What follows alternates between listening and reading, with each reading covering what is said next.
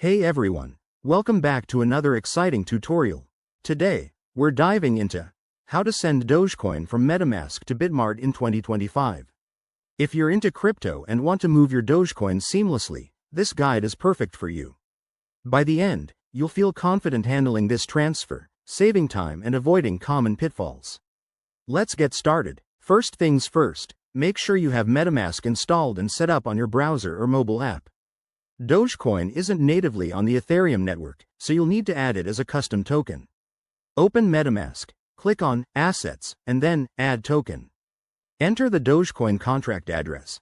Double-check this on a trusted source like CoinMarketCap to ensure accuracy. Once added, you'll see your Dogecoin balance. Next, head over to Bitmart. Log into your account and go to the Deposit section. Select Dogecoin from the list of available cryptocurrencies. Bitmart will provide you with a unique deposit address. Copy this carefully, as it's case sensitive and any mistake could send your coins into the void. Now, back in Metamask, switch to the network where your Dogecoin is held. If you're using a bridged version, ensure you're on the correct chain. Select your Dogecoin asset, click Send, and paste the Bitmart deposit address into the recipient field. Enter the amount you want to transfer, but always leave a little extra for network fees to avoid incomplete transactions. Before hitting confirm, review everything twice.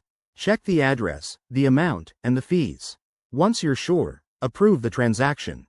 You'll get a confirmation on the blockchain. Depending on network congestion in 2025, this might take a few minutes to an hour.